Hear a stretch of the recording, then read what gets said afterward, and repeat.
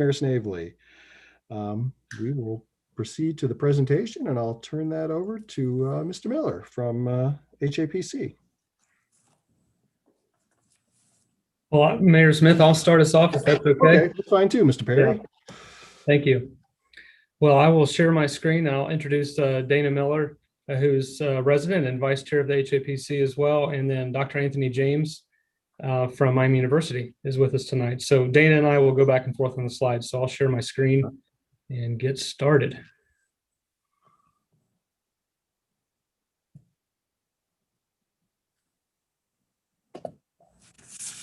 All right. So just a little background. We've only got 7 slides, so you'll be plenty of opportunity to talk after this. In 2019, there was a graduate level seminar class called the Truth and Reconciliation Project, led by Dr. Anthony James and Dr. Valerie Carmichael. And out of the class developed this Community Remembrance Project Coalition, which Dana and Anthony are part of. And then after that came Equal Justice Initiative in 2020 and again in 2021, which provided guidance to the local coalition. I've also talked with them on the phone. The marker was originally hoped to be installed in 2020, but was delayed due to the pandemic, as was the National Civil Rights Conference. In 2020, city staff also reached out to Enjoy Oxford, who agreed to host some additional information about kind of the background information, reference material, knowing that not everything could be put on a marker. We even talked about possibly having a QR code to link over to that if this marker did go forward. And then in December, just recently, the Historic and Architectural Preservation Commission heard from Dr. James and which was represented on the coalition, and decided to move this ahead to City Council.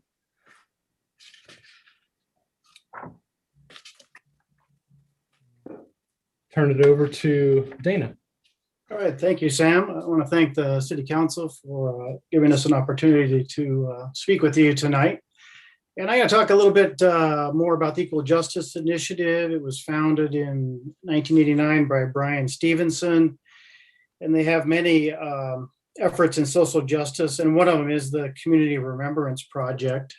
And what they do is collaborate with communities to memorialize documented victims of racial violence and foster meaningful dialogue around race and justice. And as we all know, there can be no reconciliation and healing without remembering the past. And I thought I would just tell you a little story about myself, how I got interested in this project. I moved to Oxford in August of 2012, and the reason I did that was to be with my future wife at that time. Her name is Amber Franklin.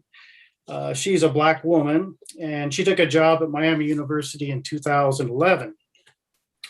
On my second night here in Oxford, we were walking along Locust near West High, holding hands, and a truck drives by with Indiana plates, and the N-word flies out of the truck into the hot, humid, and cicada buzzing night.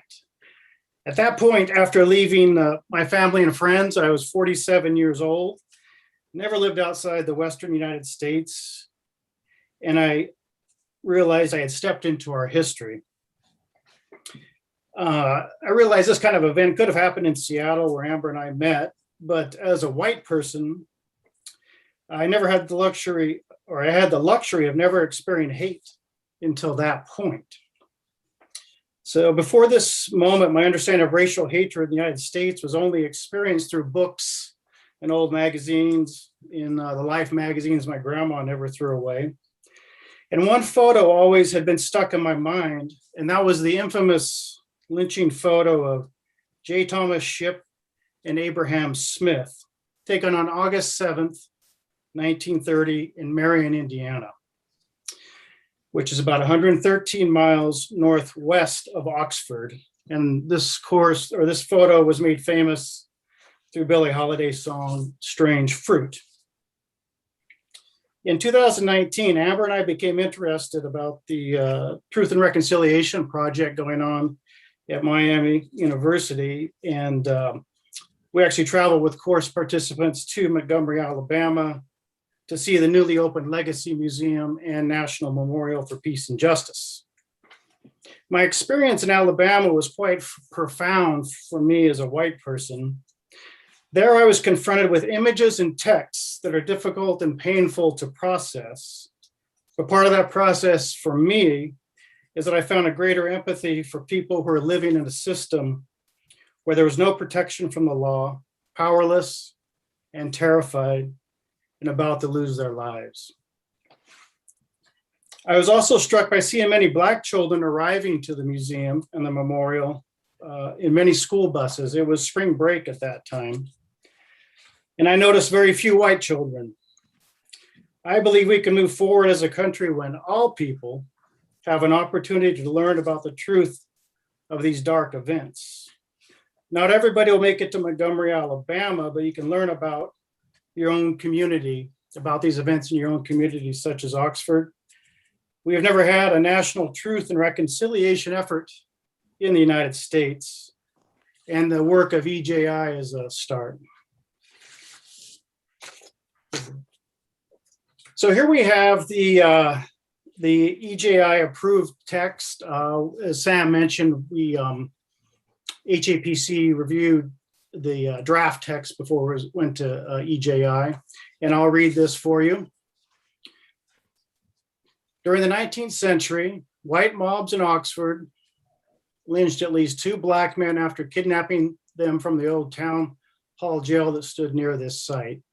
In September 1877, a white mob stormed the jail to lynch a Black man named Simon Garnett. Without serious investigation, Mr. Garnett had been presumed guilty of assaulting a white woman. A mob led by the woman's husband broke into the jail on September 2nd and shot Mr. Garnett, who managed to survive. Upon learning that Mr. Garnett was alive, the mob attacked the jail again on September 3rd, shot Mr. Garnett at close range, and dragged him outside the jail, where he was left to die. On January 14th, 1892, a white mob abducted Henry Corbin, a young Black man, from the jail to lynch him. Mr. Corbin's employer, a white woman, had been found dead in her home on January 5th. A mob quickly formed when the woman's daughter accused Mr. Corbin of the killing. Mr. Corbin's family maintained that the accusation was false and that the daughter had implicated her to hide her involvement in the crime. Mr. Corbin was captured after being wounded and was brought to jail, but the mob seized Mr. Corbin from his cell, hanged him from a tree, and shot him over 400 times. Local officers failed to prevent either lynching, which terrorized Oxford's Black community. In the end, no mob participants were held accountable for the lynchings of Simon Garnett and Henry Corbin. This gives you an idea of what the standard EJI marker looks like compared to the typical Remarkable Ohio marker. I have specifications if you want details. Just wanted to make a note about civil rights tourism. From my experience in the South, it is becoming a thing as far as gaining attraction. And what I've noticed is, frankly, in the South, there's more of a willingness to mark tragic sites. And of course, most of the EJ markers are in the South. There is no marker yet in Marion, Indiana. And there appears to be a kind of unique resistance in the North to take on these type of projects with the belief that we're not like the South in the North. The city of Oxford can be a model of truth and reconciliation in the North. I'll have to say, though, we've already lost the marker race to Athens, Ohio. They erected an EJ marker in June of 2020. And there have been approximately 38 EJ markers erected so far. All right, thank you, Dana. Sure. This is a map of the uptown parks, and the coalition put together some locations where the marker could be uptown. And so one of the reasons we wanted to bring this to City Council had to do with the history of the park design, and the pinwheel that's in the center of the western park of the MLK Park, Martin Luther King Jr. Park. It was originally designed to have some historical medallions marking some of the points of history. That didn't happen. So that's just for a little bit of background context there. Point A could be an opportunity to symbolize a period of time. and doesn't block visibility to the pavilion. There are some other features in the park that symbolize time as well. B is in the MLK Park, could have some significance. C is a location that was originally discussed with staff and the mayor back last fall because of the location that we believe where the Henry Corbin lynching actually occurred based on some evidence and actually recently a letter that was found written in 1929. And wrapping it up here, on the left is a photo of the interior of the National Memorial for Peace and Justice, where many of the design ideas were inspired by monuments to the Holocaust in Germany. Each Corten steel monument hanging represents a county where lynchings occurred, and the names of the victims are engraved on the column. Butler County, Ohio, has its own Corten steel monument with the names of Simon Garnett and Henry Corbin engraved on the column. And outside of the memorial is an identical Butler County monument that could potentially be placed at the county seat in Hamilton. By placing these markers and monuments, there can be a more honest reflection of the history of America and reflection of a community's ongoing commitment to truth-telling and racial justice. But that particular monument placing could be discussed at a later point. On the right is the photo of the Athens marker that Dana mentioned. And that is all we have for you at this time. Happy to take any questions. And of course, Dr. James is here as well. Thank you. All right. Thoughts, questions? I mean, I can start us off. Okay, see, Councillor Southern. I'm thrilled that this is coming before us, and I thank everybody who's been involved in making this happen. Memory work, we call it collective memory work, is very important. Every country has to reckon with the past, and our country has not been doing a very good job at all. It's high time we do, and would be very pleased to see. I mean, really, I think it's wonderful that for Oxford to be involved in this. It's part of something that I have. My own writing and research has been involved with collective memory and especially memorials of the past. But I think it's important as we talk about it that a memorial or a monument is not the final step. In fact, it's just the beginning of a reckoning with the past. And should open the doors to more discussion about American history. And every nation, as I said, has to confront, we all know that, has to confront the past in order to move into the future. And I'm really glad that we can make this happen. One of the things that I've been thinking about is that, there's so many thousands of Black Americans were murdered through lynching, but there were also a few Jews who were lynched. And it would be nice if we could somehow acknowledge that too. The most famous one, of course, was Leo Frank in 1915, but there were earlier ones. Hatred knows, hatred is an equal opportunity, and racism and anti-Semitism are really linked. And I think that's why Blacks and Jews have, for most of civil rights history, been allies. And so it would be nice if we somehow can acknowledge that. But I am really pleased this is happening, and I thank you all for making this, doing this work and making it happen. Collective memory work is so important. Thank you. Councillor Raghu. This is really awesome. I really commend you on putting this all together and really bringing relevance from the past into something that is sadly still so relevant today. I just did an interview with a Miami newspaper last night about the hate crimes that are happening against Asian Americans right now because of, especially exacerbated with COVID. And we all recognize every ethnicity or whatever marginalized community has their own struggles. And I stand in solidarity with what you're doing here. I'm so excited. I've had my similar truck driving by when I'm holding hands with my white partner. It's always that truck that rolls down their window and yells white on white. So I get that. Everyone has their own stories, but I think this is so good, and it's so good to make sure that this stays relevant.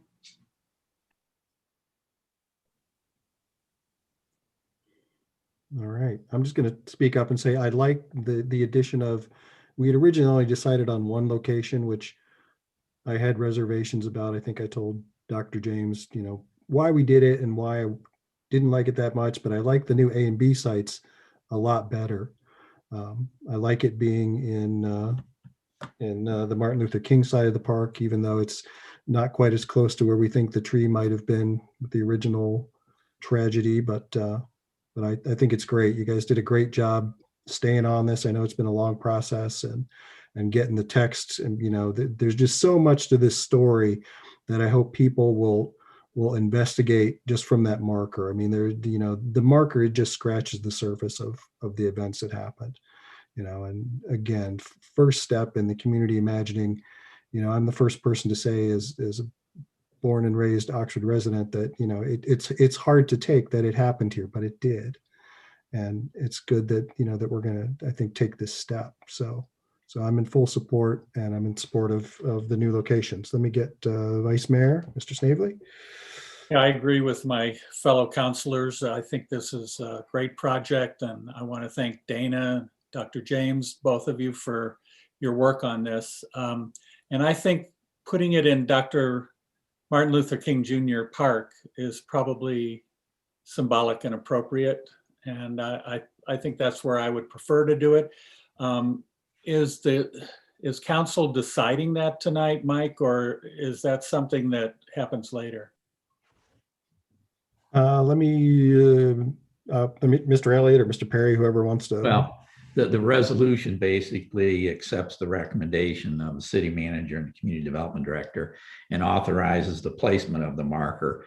We'll look at the selection A, and obviously place it there unless there's some underground utility issue. So we'll work closely with the group to make sure it's in a prominent place, and most likely it'll be at site A that's listed on your map. All right, back to Councilor Southern. I would favor that it be as close to where it happened. So that would where one of the lynchings happened. So since we know that, I would much be in favor of it being at site A, just because it's historically as close as we can get. Okay. I see Mr. Miller's hand up. You're on mute, Dana. So, sorry about that. I just wanted to give you a little more detail of the selection of site A. That was kind of selected for a symbolic reason, placing the marker next to the Civil War cannon, and the Martin Luther King marker symbolizes that period of time of Reconstruction to the Civil Rights era where this lynching period happened. But actually, location C is where we think the elm tree was in the recent letter that we've uncovered. So that's as far as the actual location. And then I just want to follow up with your question, Edna, about addition to the marker text on the backside, the generic EGI text. Anthony or Dr. James, do you know if there's any ability to adjust that text, adding in some comments that Edna said? I'm not sure. I think that's the standard piece. So the way that EJI has gone across this, going along with this project is to make it community-based. And so the other side is what ties it together to the 4,000 plus lynchings that happened across the US. So I would assume that they would be very reluctant to change that. So yeah, that's I don't think they would be willing to change that. I've never heard of them adjusting that piece. That's fine. I'm all for it being as historically accurate as possible. Let me grab Councilor Prithridge, and then we'll get Councilor Bracken. So I just also want to extend my gratitude for this project. I mean, it was one of those things that, yeah, you move to Oxford and it's a part of the story that's not been told. In general, we don't do a great job of telling our story in Oxford in all of its complexity. And I've been appreciating a lot lately this story, but also the Black History Month, the Black History Tour has been really educational for me. So I think it's wonderful and this initiative is incredible. I mean, I really hope that we think about doing more, as I know Councilor Southard is, this collective memory work, we can do more of it.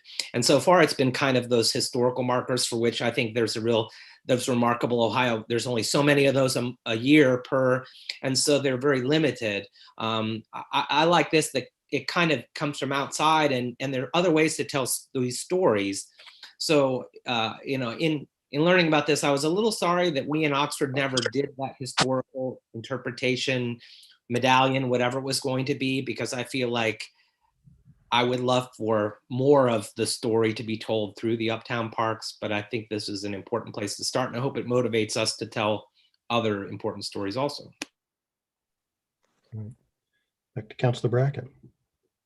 Yes, I'm fully in support, and I appreciate all the work that's put into this, and pretty much agree with all the other councilors' comments. I would generally be for the actual placement as close as possible, but being behind the amphitheater, I don't think it'll be as prominent. So I sort of agree with site A or B, but I would love if we could have maybe a smaller marker designating the actual site just for historical purposes, if possible. But thank you to everyone who's been part of this. Let me go back. Did you have another question, Mr. Miller? No. All right, I see your hand up. All right. Well, great discussion. I think this, again, is a project that we're all in support of. So if we've got no other questions and no discussion, I would go ahead and accept a motion to adjourn. So moved. Moved by Mr. Snavely, second. Seconded. Second by Councilor Southard. Ms. Eaton, will you call the roll so we may adjourn? Mr. Prithridge, Yes. Ms. Ragu, Yes. Mr. Snavely, Yes. Ms. Southard, Yes. Mr. Bracken, Yes. Mayor Smith. Yes.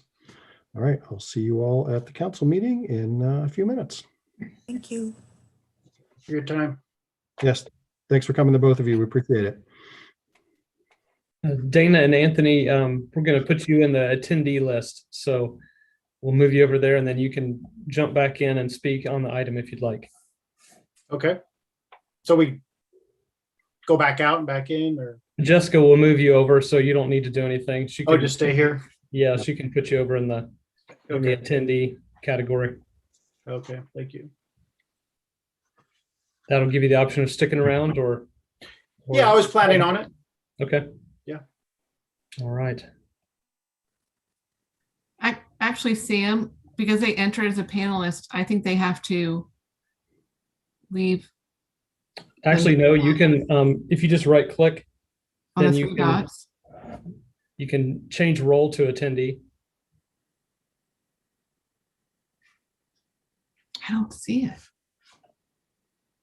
If you I'm gonna go, I'm gonna make you a co-host and you can do it. I'll do it. There you go. I've done it before. I just don't see it on my little drop down, but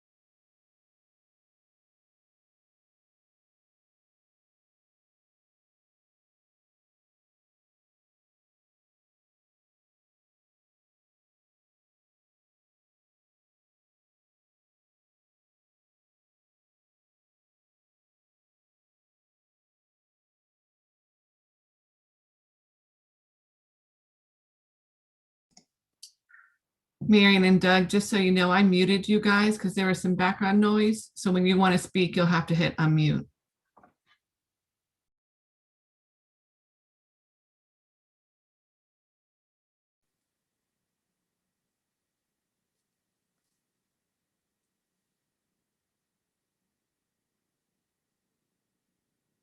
Mayor Smith, we're still being recorded and live, so whenever it hits 7:30, we're good to go. Sounds good.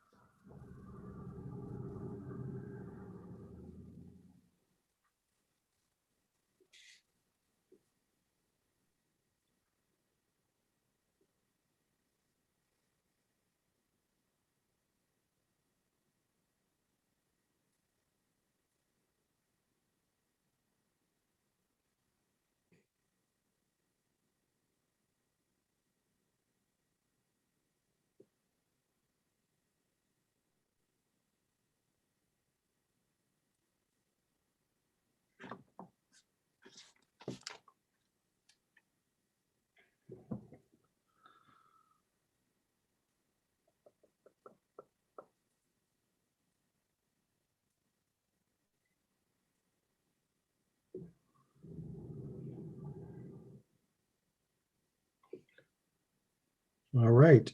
It looks like it is 7:30, so I would like to go ahead and call the March 16th, 2021 Oxford City Council meeting to order. Ms. Eaton, will you please call the roll? Ms. Ragu, Here. Mr. Snavely, Here. Ms. Southard, Here, Mr. Bracken. Here. Mr. Prithridge, Here. Mayor Smith. Here. May I have a motion to approve the agenda? So so moved. moved. Or second, I'll second. Moved by Councilor Southard, second by Vice Mayor Snavely. Ms. Eaton, will you please call the roll to approve the agenda? Mr. Snavely, Yes. Ms. Southard, Yes, Mr. Bracken, Yes. Mr. Prithridge, Yes. Ms. Ragu, Yes. Mayor Smith. Yes. All right, we're going to begin with public participation tonight, and I have a proclamation I would like to read for Education and Sharing Day. Whereas excellence in education is vital to the success of our city, and in Oxford, we seek to instill each child and adolescent with a good education. And whereas by preparing our students for the responsibilities and opportunities of the future, education develops the intellect through lessons on literacy, math, and science. And whereas the Rabbi Malcolm Schneerson, dedicated his life to the betterment of mankind and tirelessly advocated for a better education for all Americans. And whereas the Rebbe taught that education should not be limited to the acquisition of knowledge and preparation for a career, but also on character building, with emphasis on the universal moral and ethical values that are the basis of any peaceful civilized society. And whereas the United States Congress has established an Education and Sharing Day USA as an annual national day to commemorate the Rebbe's achievements, and the lessons and the visions he set forth are relevant to us all today. Now, therefore, I, Michael Smith, Mayor of the City of Oxford, Ohio, do hereby proclaim Wednesday, March 24th, 2021 as Education and Sharing Day in Oxford. And I call upon educators, volunteers, and citizens to reach out to young people and work to create a better, brighter, and more hopeful future for all. And I think we have someone here who would like to speak to the proclamation. Yes, thank you very much, Mayor Smith. This is Rabbi Yossi Greenberg, and I just wanted to say how thankful I am to the City of Oxford and to the council working with us for the last couple of years on this beautiful Education Day endeavor. It's going to be next week on March 24th, which commemorates the 11th day of the Hebrew month of Nisan, which is the Rebbe's birthday. You know, in times as we find ourselves today, talking about education is more vital and important than ever. And no better person to dedicate Education Day then to the Rebbe, Rabbi Menachem Mendel Schneerson, dedicated his life to education and to the concept of the 7 universal laws to make the world a better place. So I really want to thank everyone on behalf of my family living here in Oxford and the Chabad Jewish community here in Oxford and at Miami University. Thank you very much. All right. Thank you very much for coming. All right. We'll now move on to public comments. Anyone wishing to address council about an item that is not on the agenda or on the consent agenda, please state your name and address for the record. I see some hands raised, and I know that there's a lot of interest in our first resolution, the historic marker. So if you want to speak to that, please wait for that moment in the agenda. But if you want to speak to something not on the agenda, go ahead and keep your hand raised. I see 2. The first is Mr. Fain. Go ahead. Hi there, Justin Fain, 107 East Spring. I wanted to talk about the policing survey. So first, let me start by saying I really appreciate the city taking this step, but the execution was a little lacking. The framing of some of the questions I fear may lead to confusion and perhaps not as clear-cut answers from the policing survey as we had hoped. Questions framed like, do you agree that homelessness is a problem in Oxford in a policing survey sort of misses the mark. I think we would all agree that homelessness is an issue, but the answer is not to put more police effort into policing homelessness. That's not the solution that we're looking for. And so I think the framing of these questions about legitimate community issues in a policing survey is sort of problematic. The execution was not what I had hoped. So thank you for your time. All right, thank you. Next, we have Fran. Okay. Can you hear me? We Yes, can. we can hear you. Can you hear me? Yes. Okay. Good evening, everyone. As you know, my name is Fran Jackson, and I'm the president of the Oxford NAACP. And I am calling to add support to the commemorative marker, which I also believe it will raise some consciousness about the local history of Oxford, especially about the racial terrorism. And it is a way to kind of reckon with the past and acknowledge some of the horrors of the past so that it won't be repeated in the future. However, I did have some concerns as a freedom fighter since being a teenager and an active civil rights advocate, for decades. One of the concerns I have is about the history accuracy or the historic accuracy on the marker. I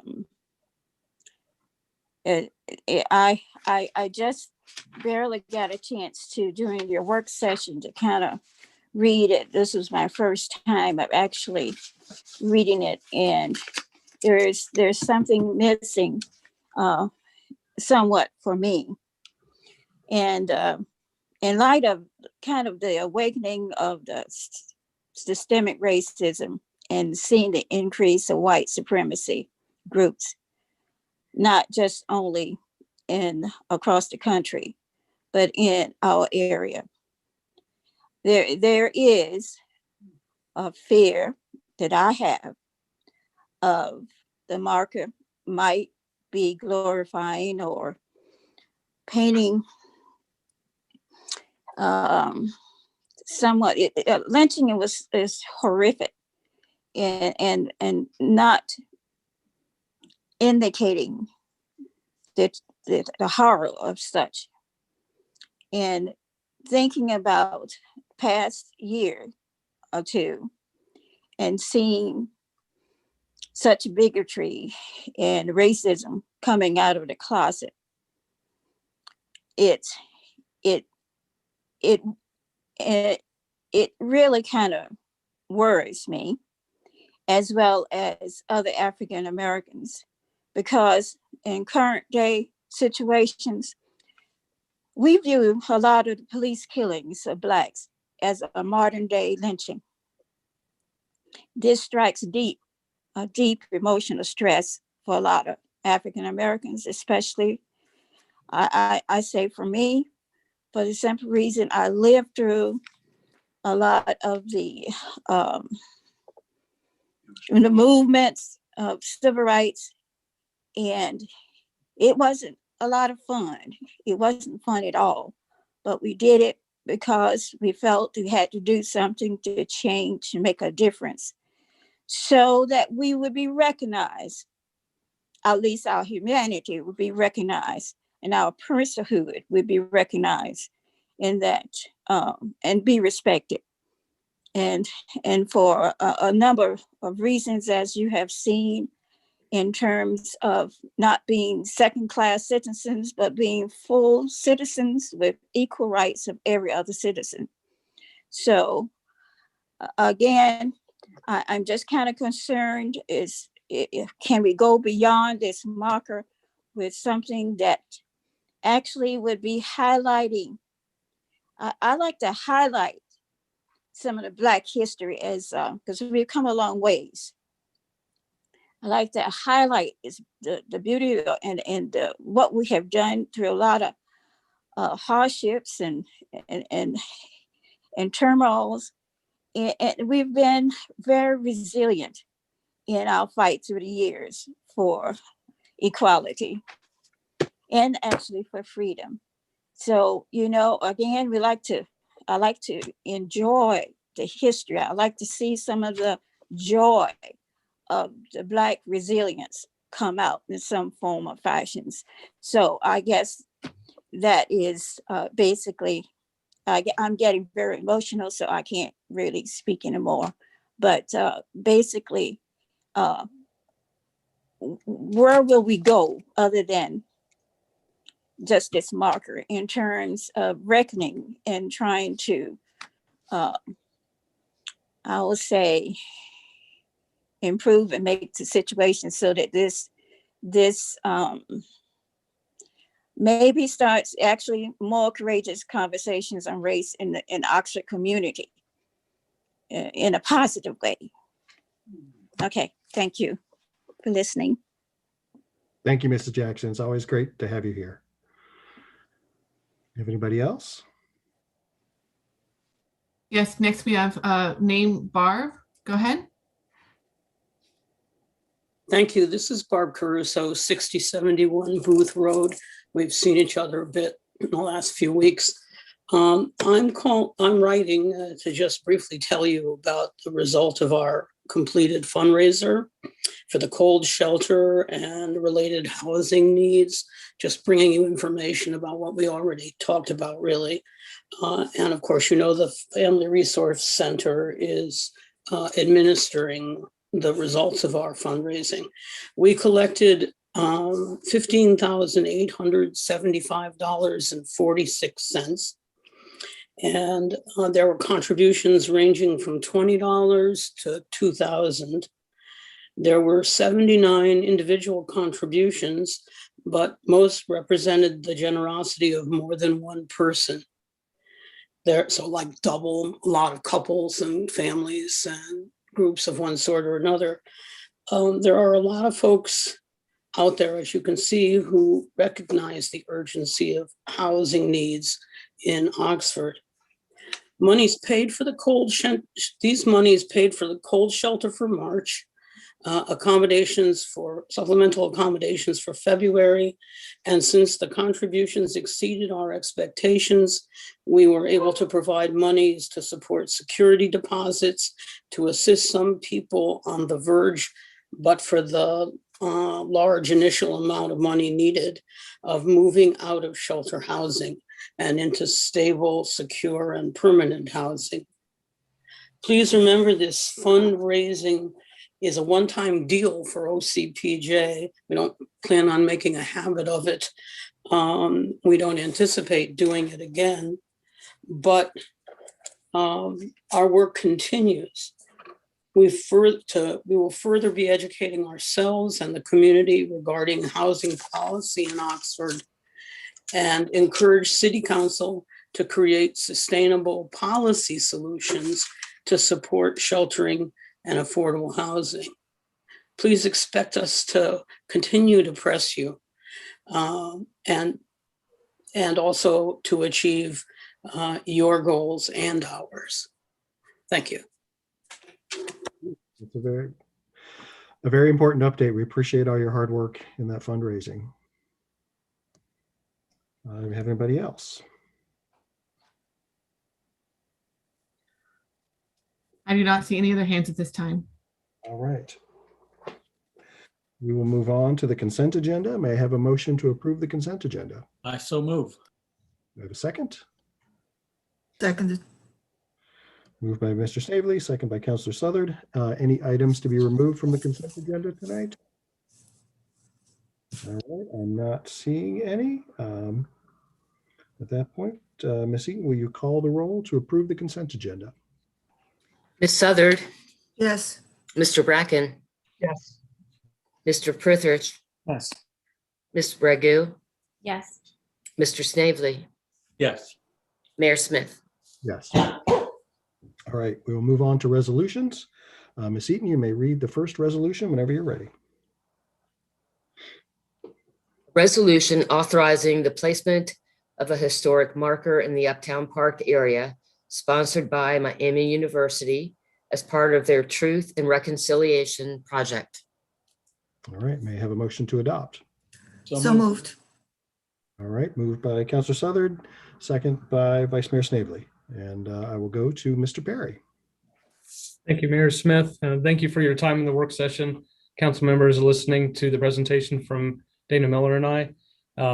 And this is a marker that would, as you heard from one of the public comments, this is a marker that would identify the tragic lynchings publicly that occurred in 1877 and 1892 to Black men Simon Garnett and Henry Corbin. And this is part of the Community Remembrance Project, as you heard in the work session. So the main reason we wanted to bring this to City Council is not only for the public acknowledgement, but for some indication on location because of the design of the park. We would still need to work through the logistics of the features that are in the park, underground utilities, those types of things. So thank you for your comments in the work session. And this is a project that is actually assisted and funded by Equal Justice Initiative as far as the marker fabrication itself, based in Montgomery, Alabama. So turn it over for any questions. Thank you. All right.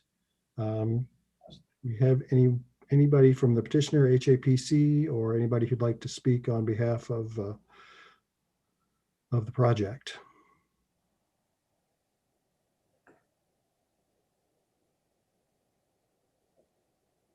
They already did during the work session. We talked to them at the work session. So at this point, Public comments now. Yes, public comments. We've received over 28 written comments. So I would ask tonight that those of you that had submitted written comments, those will go into the record.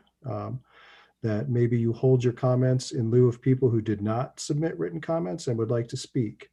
So I will go for public comment at this point.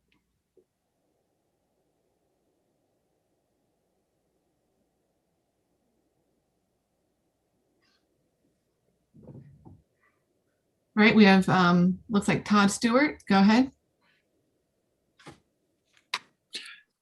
So I made a comment, but I just, since no one's raised their hand, I just want. Mr. Stewart, could you say your name and address for the record, please? That would help us. Thank you. Sure. Todd Stewart, 735 High Meadow Lane. I just want to say that this is the absolute least we can do to start rebuilding trust between people like me who are white and the people who have suffered in our community. So I support this 100%. Thank you. All right. Thank you.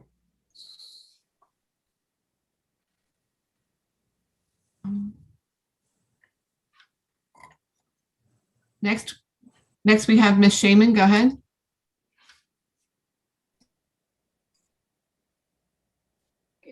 Amy Shaman, 11 Heather Ridge Court, speaking on behalf of myself and my family this evening. Also speaking in favor of the resolution, as was said in the work session and as Dr. Stewart shared. There's incredibly important need to acknowledge this difficult and problematic and traumatic piece of our history in Oxford.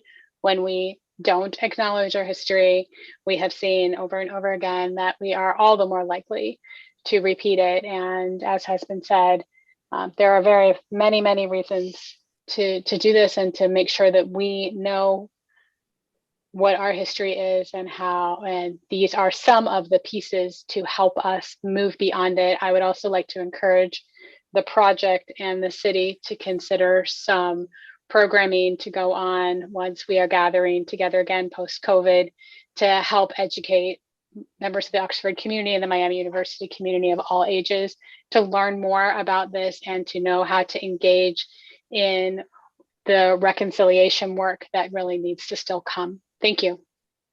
Thank you.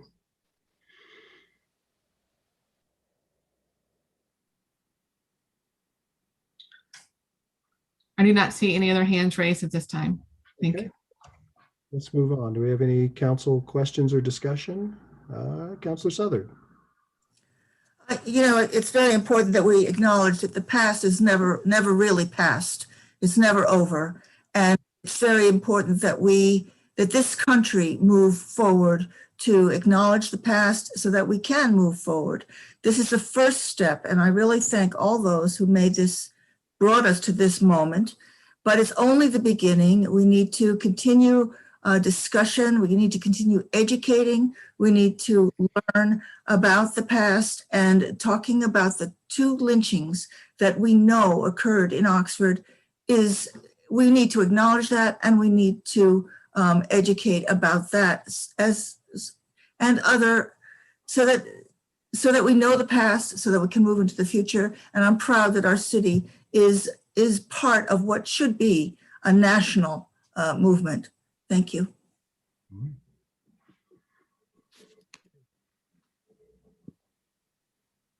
Councilor Prithridge.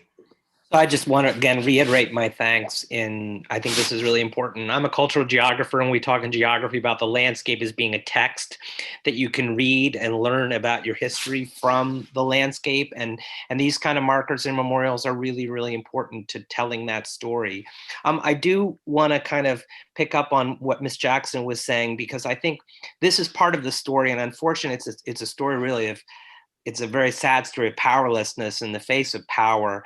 But then I was reading all the Black History guided tour and the heroic efforts of our NAACP repeatedly to integrate those things that were close to them.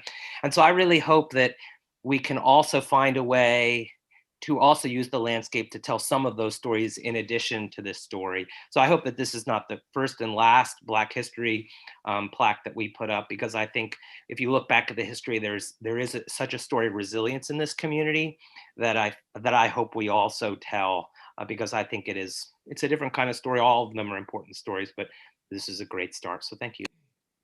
All right. Ms. Green. Mayor Smith, I see hands raised from Mr. Miller and Dr. James. Did you want to let them speak? Okay. Yeah, absolutely. Mr. James, go ahead.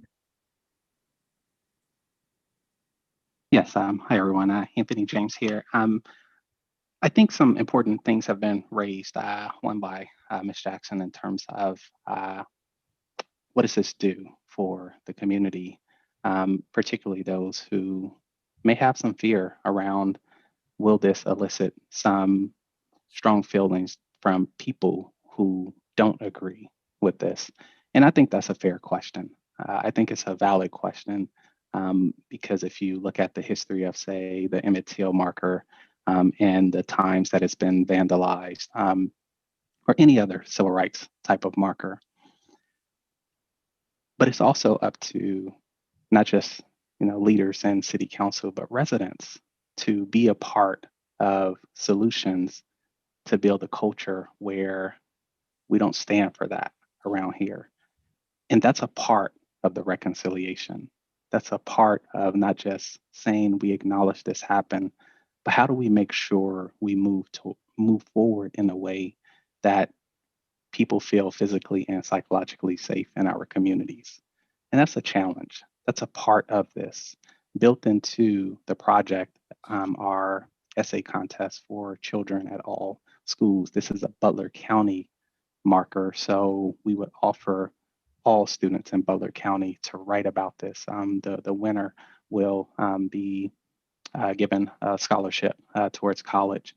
That's an important part of the next generation and hearing this story, wrestling with the difficulties of the past, but also hopefully building within them a sense of we also don't want to go back there. We want to be different. We want to have a community where it really is fair for all people, equality for all. And that's the hard work, where community members, when they have people come into town, they take them by the marker and they read it. They go to Smith Library and see some of the primary documents. They think about the complicated history of Oxford, where on one hand, it was a place for Black people to come and succeed because of the many jobs that were available to them. It was only a few years after the last lynching where the first Black person graduated from Miami University. That's the same town, and that's a complicated history, but it's a part of the story that people in the community have to be willing to tell, have to be willing to show up and say, don't do that. That's not what we're doing. This isn't an admonishment of law enforcement today, because they weren't a part of that. Are there other issues that have to be addressed with law enforcement? It seems like it. Seems like you're doing that with the commission or the working group that you have. But we have to be able to have nuanced, complicated conversations about some of the difficulties surrounding race in this city and nationally. And I hope that the only county out of 15 lynchings that happened, there were 2 in Butler County, all the rest of them have 1. And that says something. I'm not exactly sure what, but it says something. It's a part of the history. And it's a part of a history that we try to forget.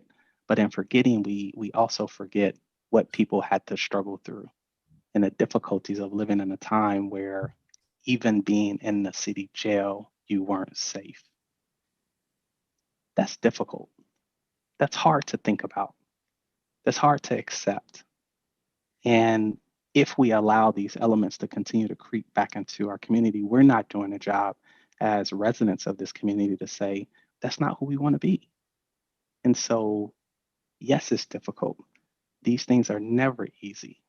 I definitely want to acknowledge that there can be some emotional turmoil around this. There can be some actions that people have. That was a part of the packet that myself and my colleague Valerie Robinson had to write about for what will you do with when/if it's vandalized.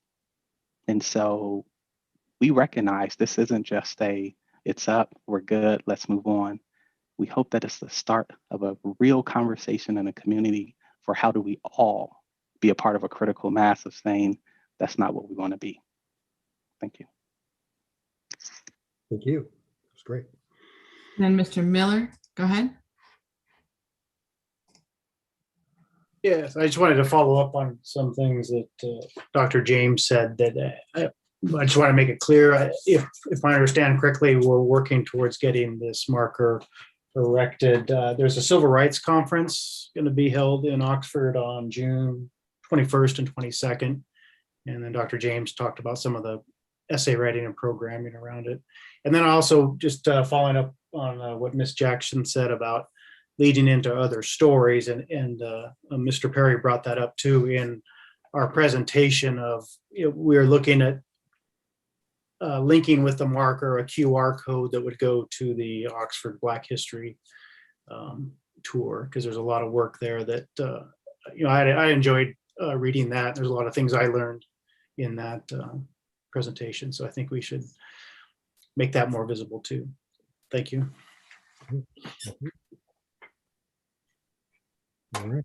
And if we don't have any more comments, I will just like to commend everybody, the coalition, Dr. Anthony James. I know this has been a long process, going through the city commissions and everything to get it approved. Appreciate HAPC's work, everybody's work on, I know there was a lot of work on the text to get that in place, and city staff for all their work in helping them out. So I really appreciate it. So at this point, Ms. Eaton, will you please call the roll? Mr. Bracken, Yes. Mr. Prithridge, Yes. Ms. Ragu, Yes. Mr. Snavely, Yes. Ms. Southard, Yes. Mayor Smith. Yes, that resolution is adopted. We'll move on to our second resolution. Ms. Eaton, you may read it whenever you're ready. A resolution adopting a statement indicating the services the city of Oxford, Ohio will provide to the territory proposed to be annexed to the city of Oxford, Ohio, pursuant to a petition filed with the Board of County Commissioners of Butler County, Ohio, as provided by Ohio Revised Code, Section 709.023C. All right, may I have a motion to adopt? I move to adopt. Moved by Vice Mayor Snavely, second. Seconded. Second by Councilor Southard. And I'll turn this over to Mr. Elliott. Thank you. An expedited type 2 annexation petition was filed Friday with the Butler County Commissioners. The petition is for just over 22 acres of land, 3 parcels off of Brookville Road, bordering the Oxford Community Park and Autumn Drive. The city of Oxford requires that properties wishing to be served by the extension of municipal utilities must annex to the city. The developer has had initial discussions with the Community Development Department for residential housing project and has indicated a willingness to grant the city an easement for the Oxford area trails. The city is required then to adopt 2 resolutions. One is a statement of services to be provided, and that's the first resolution, the one we're hearing now. And the other is a stipulation of buffer area requirements if city zoning / permitted uses are incompatible with the current county / township zoning in the adjacent remaining township land. So both items are on the legislative agenda, and I would recommend adoption of both resolutions. With the first resolution, there's a map included in the council packet to show the location of the parcels. And then there's also an attachment that lists the adjoining property owners. So once again, it's just over 22 acres, 3 parcels, and it's bordered by the Oxford Community Park and Autumn Drive. And I'd be glad to answer any questions you have. All right, let me see. Is there anyone from the public who would like to, excuse me, address this resolution before council? I do not see any. Thank you. All right. Council questions and discussion? Mr. Prithridge? Doug or Mr. Connor, could you just explain, like, what latitude does the city have in these circumstances? And I don't have a problem with this annexation, but do we automatically accept a petition for annexation if someone desires it, or is that kind of a policy decision that we're making that yes, we want to add this land to the city of Oxford? And well, staff has been working with the proposed developer, and obviously council does not have to accept this annexation petition. I mean, if you fail to pass these 2 resolutions tonight, then obviously this annexation can go no further. Keep in mind, if we do that, then we'll be working with a property owner outside the city and trying to acquire right of way or an easement for our trail. And would probably, since the land has been up for sale, you'll probably see land developed in the township, probably 5-acre parcels. You'll have about 4 housing sites there. So it'd be a totally different development bordering the city. So, the decision is yours. And I assume since it's adjoining the city corporate boundaries now, that the city would be in favor of this annexation. So we've added these 2 resolutions to your agenda tonight. But once again, if you do not pass them, then it can go no further under this expedited type 2. The final step in this process, after the county commissioners make their decision, then we have within 60 days, we have to pass an ordinance accepting this annexation. So that's the last step in this process. So we feel strongly, staff and I, that we should do this. And so we're recommending it to City Council. Yeah, I guess I'm just, I don't have a problem with this, but to me, I'm that nerd that looks at the comprehensive plan to see, like, is this the direction we're thinking of growing in the city? And actually, at the time of our comprehensive plan, this was outside of the service boundary, so it's just like terra incognita. I guess in the future, I would love, for example, when we see these, if they're not automatic procedures, I mean, if there are pros and cons to an annexation in terms of the long range plan and that kind of stuff, that would help me judge these if there is discretion on the city's point of view, because we may not always want to annex city land in, but if it's staff recommendation that this helps us fulfill our plan, then, you know, I'm fine with it. But just so I know if it's a discretionary decision, that what those decision kind of criteria are. Sure. Anyone else? All right. I think when I drove by to look at this site earlier in the week, that it's just that. And once you get past this site, there are now for sale signs along the road for 5-acre lots. So that's what looks like is going to happen in lieu of a better planned subdivision in what's going to be in this area. So with that, Ms. Eaton, will you please call the roll? Mr. Prithridge? Yes. Ms. Ragu? Yes. Mr. Snavely? Yes. Ms. Southard? Yes. Mr. Bracken? Yes. Mayor Smith? Yes, that resolution is adopted. We will move on to our third resolution. Ms. Eaton, you may read it whenever you're ready. A resolution regarding zoning buffers in a proposed annexation of property containing 22.014 acres from Oxford Township, Butler County, Ohio, to the city of Oxford, Butler County, Ohio, pursuant to the requirements of section 709.023C of the Ohio Revised Code. Move adoption. Second. Seconded. Move adoption by Vice Mayor Snavely, second by Councilor Southard. We'll go back to Mr. Elliott. Well, I have nothing to add. I've already commented on both resolutions. Okay. And so this is the second one that's required for us to pass. But if you have any questions on this one, I'd be glad to answer them. Let me see if there is anyone from the public who would like to comment on this resolution before the city. There is not. Thank you. All right. Any further council questions or discussion? May I ask just one more? Does this help us with speed limit reduction with the county engineer's office? I think it can, yes. Okay. That wasn't part of why we reviewed this, but certainly, yes. Fantastic. All right. Ms. Eaton, you may call the roll. Ms. Ragu? Yes. Mr. Snavely? Yes. Ms. Southard? Yes. Mr. Bracken? Yes. Mr. Prithridge? Yes. Mayor Smith? Yes. That resolution is adopted. All right, we will move on to ordinances. We have no first reading tonight. We will go on to our one second reading. Ms. Eaton, you may read that whenever you're ready. An ordinance accepting the recommendation of the Planning Commission and approving the preliminary plan development application for Heron Pond located along Carroll Road in the city of Oxford with conditions. All right. Motion to adopt. So moved. Moved by Councilor Southard, second. Second by Councilor Prithridge. All right, I will go to Mr. Perry.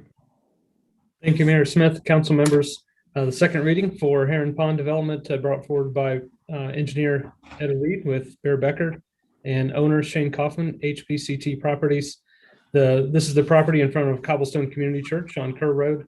It's the vacant parcel that you might have seen over the years between the pond and Kerr Road. It's 4.5 acre site. And as you heard in the first reading, last meeting, there's 15 planned houses, single story houses. This is a preliminary plan development.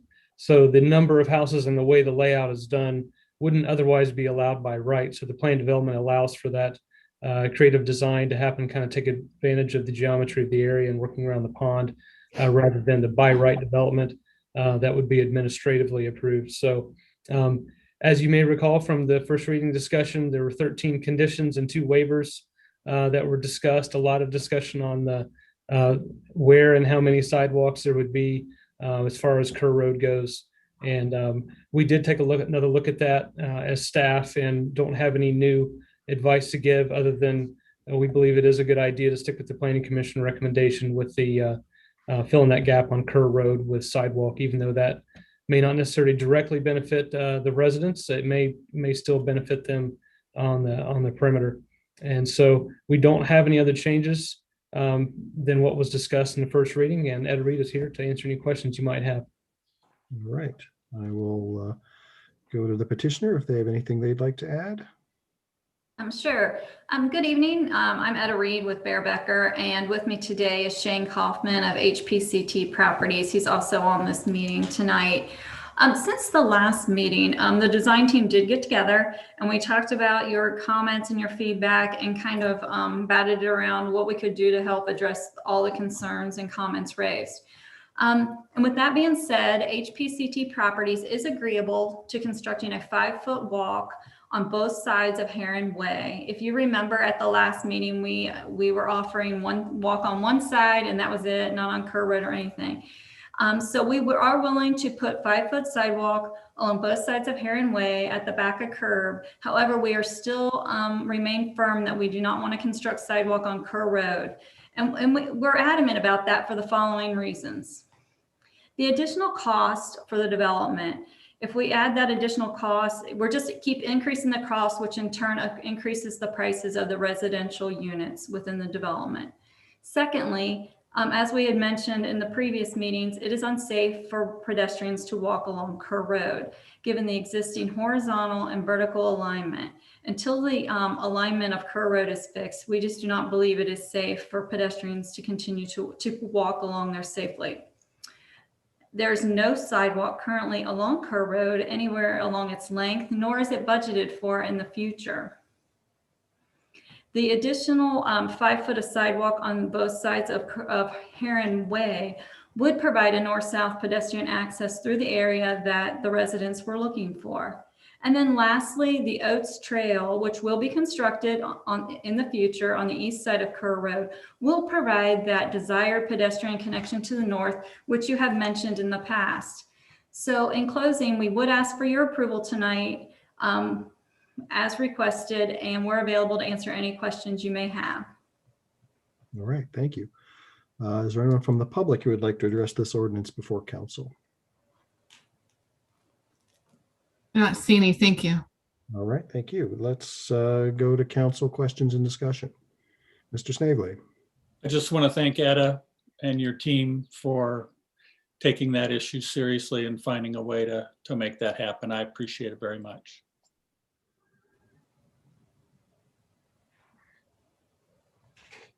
I will add that I drive Kerr Road much more often these days in my new line of work. And I have observed people walking on Kerr Road lately, specifically walking pets. So I feel that they would use a sidewalk on Kerr Road if we built it, and it would be a little bit more safer than it is now, trying to make do with the shoulder. So that's my 2 cents. All right, Mr. Prithurch. Yeah, I guess I would say that the argument that adding safety features makes it less safe, I've never quite understood that argument. I think that a roadway with no sidewalks is hardly any safer for pedestrians than one that has one. And people will walk whether there's the sidewalk available or not. So, I still am an advocate for, I really do appreciate their flexibility on the both sides of the internal street.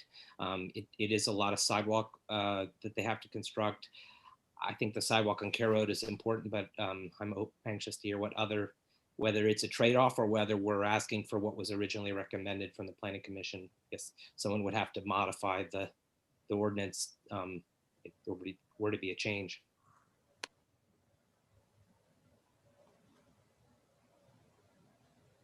right. Let me ask Mr. Perry, do we need to modify our conditions to include the sidewalk on both sides of Heron Drive? No, you wouldn't, since that wasn't a requirement of the recommendation of the planning commission. The way the ordinance is worded, the Kerr Road requirement is there. So if you voted on it as it is, then there wouldn't need to be any modifications. If they wanted to offer adding on both sides of the Heron Way, I think that'd be up to them. This is a preliminary. We could review that, at the time. If you did want to accept their request to remove that Kerr Road requirement, then the resolution would need to be modified by striking that phrase in condition 3, the as well as along the Kerr Road site frontage, forming a loop for pedestrians. So it would just be removing that second half. Mr. Snavely. So I think we do want to make sure that the sidewalks are on both sides of the street. I appreciate that they have said that they can do that. Shouldn't we make that part of one of our conditions, so that, because that's one of the reasons that I'm supporting this motion. So I think I'm happy keeping both sidewalks. So on number 3, it says sidewalks shall be provided along or near the private street. And I guess I would add on both sides of the private street. So that's my motion to amend, is just on number 3, sidewalks shall be provided on both sides of the private street. Mr. Prithridge. I would second Mr. Snavely's motion to amend. All right. Mr. Elliott. Let's be clear, though, I believe, if I understand it correctly, by that motion, we still keep the last part, which says as well as along Kerr Road, correct? Okay. Correct. That my motion doesn't affect that at all. Yes, I just want to make sure we all understood that. All right. Ms. Eaton, will you please call the roll on the amendment to the conditions? Mr. Snavely, Yes. Ms. Southard, Yes. Mr. Bracken, Yes. Mr. Prithers, Yes. Ms. Regu, Yes. Mayor Smith. Yes. All right. Any further questions or discussion? All right. Seeing none, Ms. Eaton, will you please call the roll?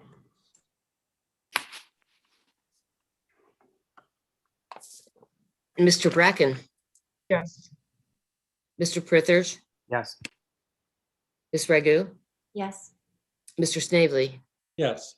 Ms. Southard, Yes. Mayor Smith. Yes. All right. That ordinance is adopted. We will now move on to announcements and communications, and we'll start with Mr. Elliott. Muted, Doug. Thanks, David. Yeah, I just have a couple of brief comments. First one I want to give you is a quick update on COVID-19 as it affects our community. And of course, Butler County Health District releases figures each Thursday. And as of March 6th, we have 3,068 cases, and that includes students, Miami University students. This represents 8.6% of all reported cases in Butler County. And of course, that's down from our high back in late December at 13%. Total reported cases for all of Butler County is 35,698. And I'm sure you're all aware that under the governor's Ohio Public Health Advisory System, as of last Thursday, there are now only 66 counties that are at a level 3 red. And we now have 21 counties at a level 2 orange. We're still at red, Butler County. And then we have still one county at level yellow. The state's vaccination plan, as I'm sure you're all aware, as of Thursday, March 11th, included 50 years of age and older. And then this Friday, March 19th, Ohio residents ages 40 and older will be eligible.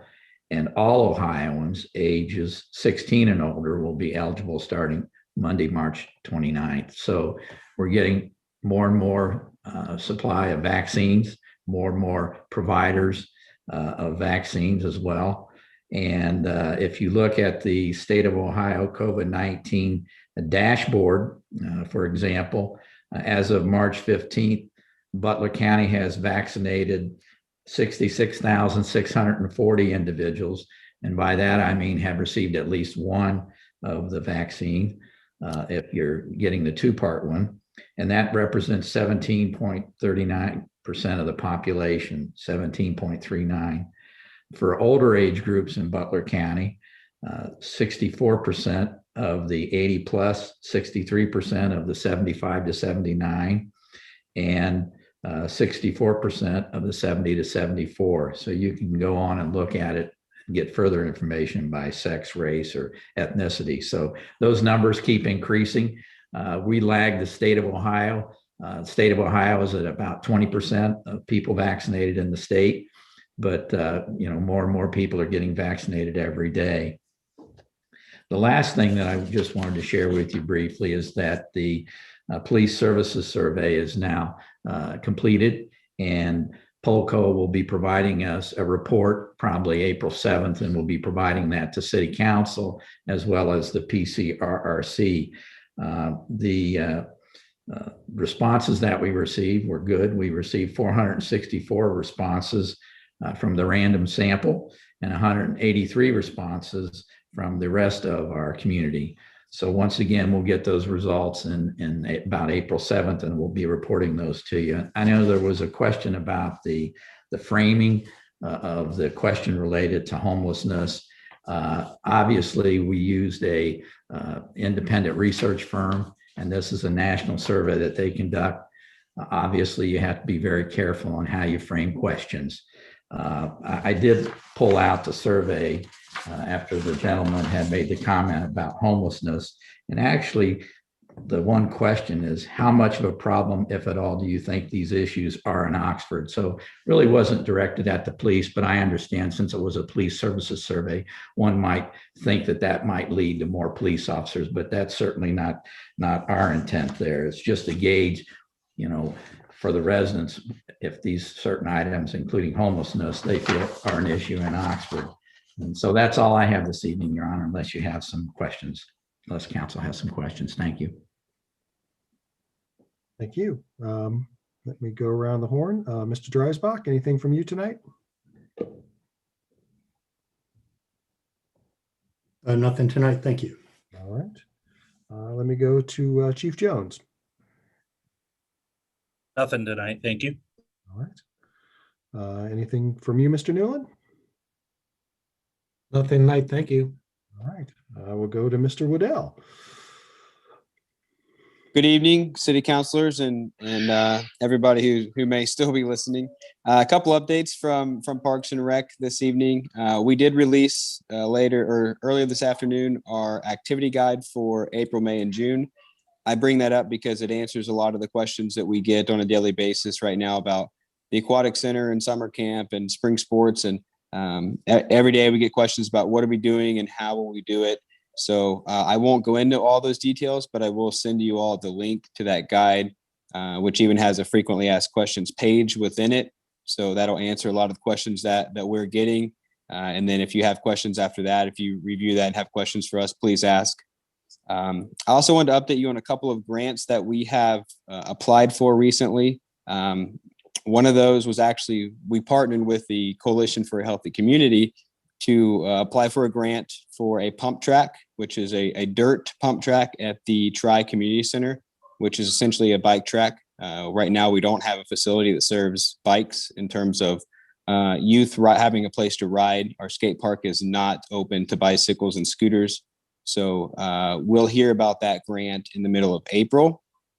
And we also partnered with the coalition on a health path grant, which would supply us with scholarship funds and actually provide us the opportunity to take some of our programming directly to some of the underserved communities this summer. So I'll keep you updated on the status of those grants and if we receive those funds and how we'll move forward.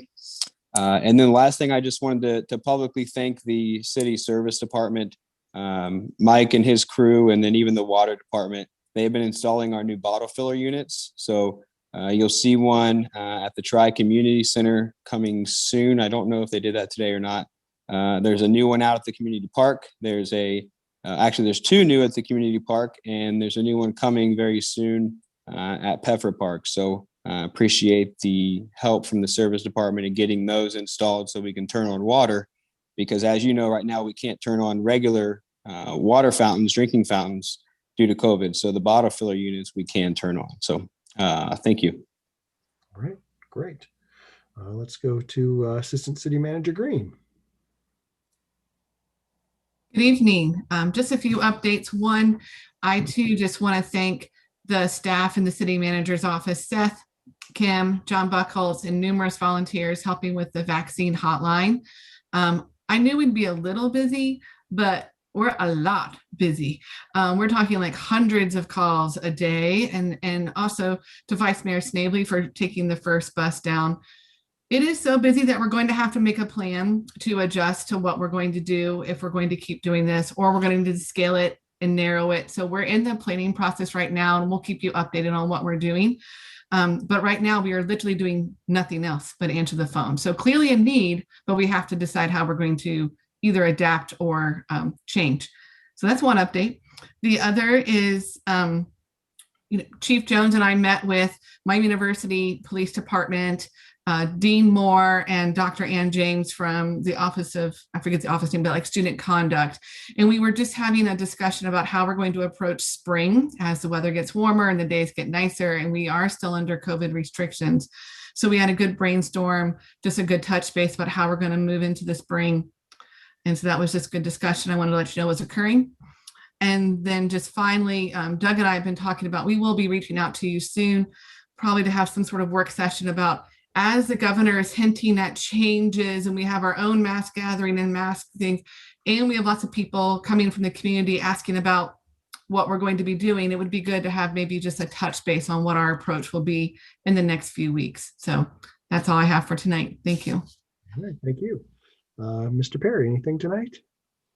Thank you, Mayor. One thing I did want to add is that we are working on a dynamic web map to illustrate the names of the various developments. As you can see from the agenda and the recent annexation discussion, there's going to be a lot of different housing development names and major projects. And so having the community a good way to do that. So that'll be listed on our GIS, through our GIS server. And hopefully by the end of this month, we'll have that launched and be a nice public aid to distribute. All right, great. All right. Ms. Eaton, anything tonight?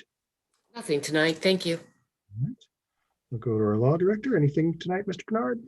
Nothing, Mr. Mayor. Thank you. Let's go to council. We'll start with Councilor Ragu. I wanted to shout out what Councilwoman Kearney in Cincinnati had proposed a few days ago.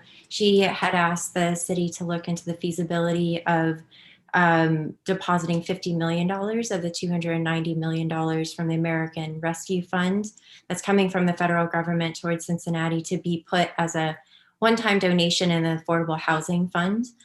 So as that is ongoing, I would be really curious to see if that is something that, especially if they determine that it is feasible, if that's something we can do with, I would say 25% of our $4.3 million that we're getting from our American Rescue Fund from the federal government, if that can be put in our Affordable Housing Fund. And coupling with that, as we start to discuss how it would be spent, I hope that council will have, there will be complete transparency before any appropriations are made, and council can have, and the public can have feedback into how that money is spent, and that we make sure it goes towards those most in need. And if it does indeed, a significant chunk goes into affordable housing funds, I think that we can also look towards Cincinnati, look what the Peasley neighborhood has been doing with Cincy Can, and that there's an equitable development rubric that should be applied to all our development projects, frankly, and that it's something as a community-wide decision whenever developers decide they want to start a project, that it makes sure it satisfies the needs of the community. So I think there's big things to come with the American Rescue Fund, and we can make some really big investments in places that we have had a lot of maybe lip service that we say that it matters to us. I think we have a big opportunity to do something huge. All right. We'll go to Vice Mayor Snavely. I support Councilor Ragu's suggestion that she just made. Three other things. I want to commend Jessica and her staff for all the work on the COVID hotline. It has gotten a lot of buzz around town, and as Jessica noted, it's gotten more feedback than or more activity than they thought they would get, but that's good. And it means that people are getting help, and I think our citizens appreciate it. I'm very excited that by the end of the month, everybody's going to be able to get a vaccine, and I encourage them to do so. Secondly, Sunday morning, I think it was, or maybe it was on the news this morning, there was a story about a community in Arkansas that did a solar project, and they had an entire field and on top of their buildings and shade structures. And by doing so, they were able to increase the pay for their teachers. This was a fabulous project, and it just made me think again about encouraging the city manager to keep working on the project and what needs to be done for the landfill property, and see if there are other projects that we can do, because I think it can have a monumental impact. Finally, I want to commend the police department for their continuing work under very trying situation with the handling the COVID and students primarily who are out wanting to party in the nice weather. I know that at least one officer came to one of the restaurant bar owners and watched their outside video and got a clear sense of what was going on. I really appreciate the police taking the time. And I also observed them closing down a very large party out in front of somebody's house. So I know they're out there and they're doing their job, and it's not easy. And I, for one, commend them for what they're doing, and I know that it's difficult. So hang in there and keep up the good work. And also Green Beer Day is coming, so I hope they're ready. All right, Councilor Southern. Yes, I'd like to report on what SELF is doing. I'm on the board of SELF, which is Supports to Encourage Low-Income Families. And they have just signed a memo of understanding with 5 agencies within the county, including the Family Resource Center in Oxford. And this is COVID relief money that is for, it's a grant to the county for more than $11 million, $11,436,974.70 is the exact number. And that money is administered through SELF, but it goes to 5 agencies that have memos of understanding with SELF, including the FRC. And this helps with rent and utility assistance until December 31st, 2021. And it can cover, by utilities, that means they can cover internet, water, and sewer, and up to 12 months of rent assistance. So this is really major. And this includes back rent for people up to a certain amount, which is, I think, is $12,000. So this money will help people in our community and help people throughout the county as well. SELF is also having its fundraiser, and every year apparently Oxford gets involved in supporting the fundraiser. This year, of course, it's going to be virtual on April 30th. It's a Friday at 1 p.m. And I just wanted to announce that to everybody and hope that you all will support SELF, because it's a great organization doing some wonderful work in our county. And I've been very impressed by what they do. And I'm very grateful for the city and for councilors for supporting me being on the board of SELF. So thanks a lot. And I just wanted to give you that update about what's happening with supports to encourage low-income families. And they have a Facebook page, and you can like them too there. And I guess there's frequently news in the newspaper.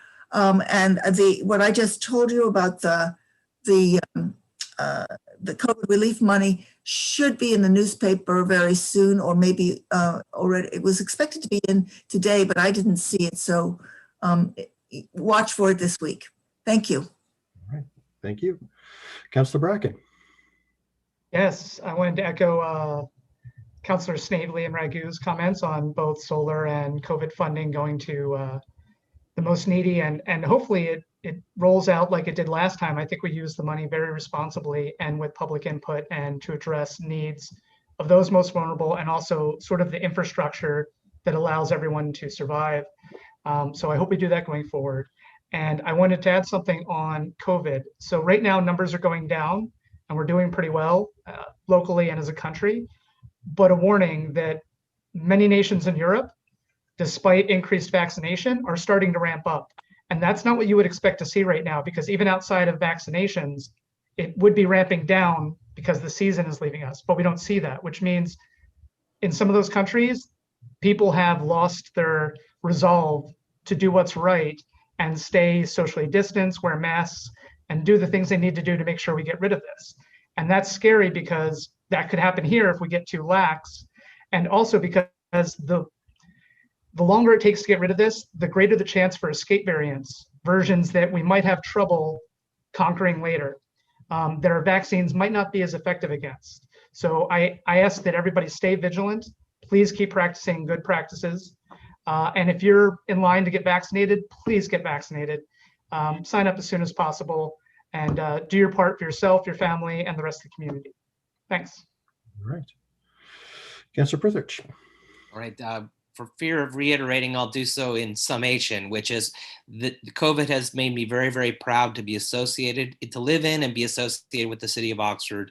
The city of Oxford has done itself really proud in so many different ways, and I've been just proud to be associated with that. The American Recovery Plan or Rescue Plan is an incredible opportunity. And Doug, if you know, I would love if you or Jessica could outline at an upcoming meeting for the public. You shared with the Journal News what some of the options are, but start educating ourselves and the public about what the funding can be used for, so that we can get creative in the same way we were before. You know, I don't want to steal President Biden's slogan, but I think it's a transformative opportunity to build back even better than we were before. So to think about ways to do this to do things that are transformative. It's a pretty big pot of money, but if we do it carefully, I think it can help us recover stronger afterwards. Just a final thing, and this is different, is that I can't give up that idea of the barking dog that we learned in our retreat. Sometimes we have goals or regulations that bark, but they don't bite. And I think as we start seeing more and more development in our community, which I think is something that's really valuable, we want more housing in our community. You know, I think it's important that we stand by the standards that are important. So that's why Vice Mayor Snavely's point about sidewalks, that we don't bargain down things that are important to us. And, you know, that if we look at our code and if we're asking developers to help provide diversity in affordable housing, that the code is either needs to learn how to not just bark. So maybe we can have incentives, but also use our code effectively, because again, we're going to have a lot of projects come down the pike, and those are real opportunities to do things well and better than we have in the past, or just kind of reiterate what we've already done in the past. So anyway, plenty of hard work. I'm sure Jessica and Doug, when they saw that American Rescue Act funding and thought about administering it, they're probably like, you know, so there's more work to come. And even though we have a long deadline on that, it has to be expended by like 2024. I think if we want to have impact on this pandemic, we have to spend it sooner rather than later. So it looks like we'll be busy again in 2021. So thank you. Thank you. I too want to commend the city. I'm the city's designee to the Butler County Health Commission Advisory Board, and we met last week, and every township and cities of Hamilton and Middletown were in awe of our program, and I tried to deflect them a little bit because I know they would love to see how we're doing it. We also got rave reviews from the Butler County Health Commissioner. She cited Mr. Snavely especially for helping out with our first busload of people to get shots. So we're doing a great job, and for a city our size to do what we're doing, it's taking a lot of time, but a lot of people are being well served by it. I'd mentioned possibly returning to council chambers. We talked about that with the city manager. I think at the moment we're going to wait till Butler County gets out of the red and get a few more shots in arms. So we'll probably be virtual through April, and we'll see where we're at as we approach May and the summer months. So that's all I've got. So do I have a motion to adjourn? I so move. Moved by Mr. Snavely, second by Mr. Prithridge. Ms. Eaton, will you please call the roll? Mr. Prithridge, Yes. Ms. Regu, Yes. Mr. Snavely, Yes. Ms. Southard, Yes. Mr. Bracken, Yes. Mayor Smith. Yes. All right. Thanks, everybody. Have a great meeting.